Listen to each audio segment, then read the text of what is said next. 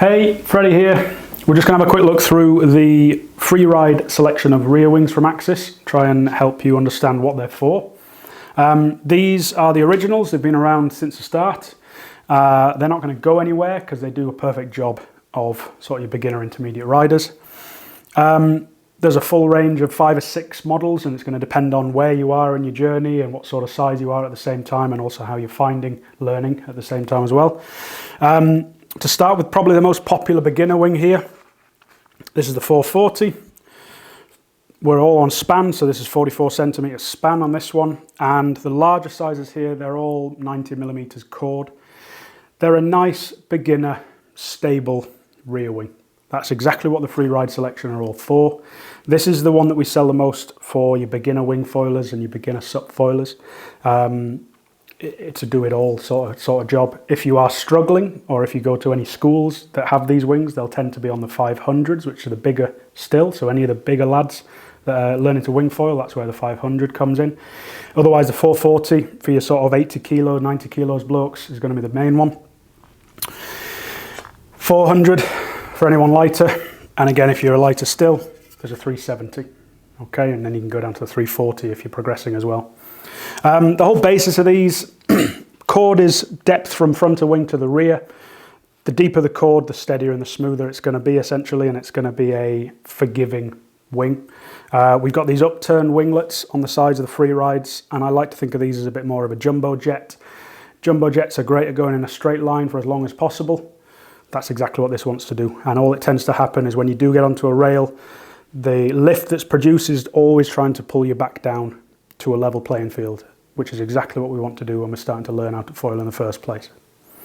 To increase the manoeuvrability of these, if you're progressing down the sizes, 370, 340, the 2 sizes below as I mentioned, they're going to be a little bit easier to get onto that carve in the first place, whereas these are all generally about trying to keep in a straight line. The 370 and the 340 have got an 80 mil chord as well, so they're going to be a little bit faster there.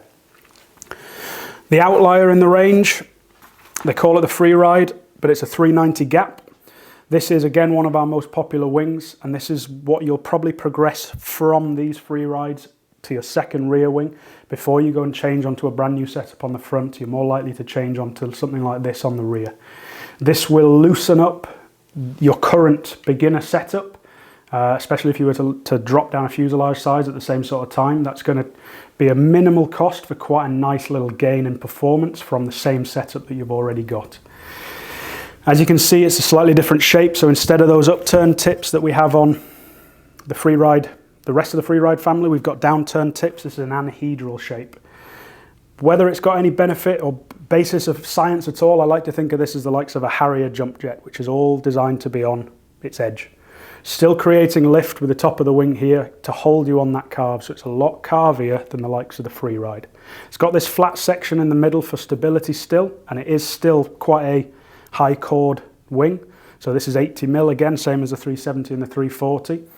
Flat spot in the middle for stability, but it's got the ability to stay on a carve and hold that carve for a lot longer, hence why it's the nice secondary stage rear wing that you're likely to go for.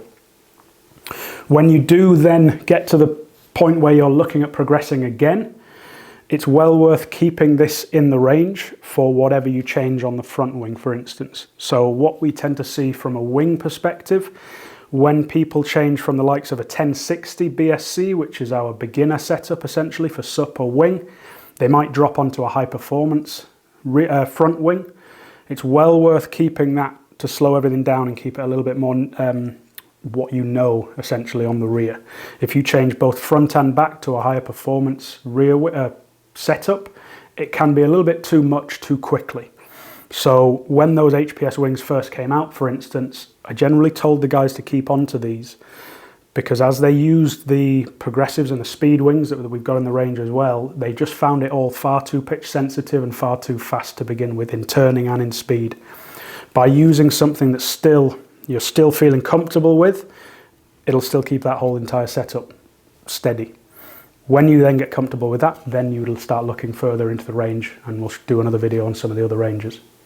So that's the Freeride selection from AXIS. Any questions, give us a shout.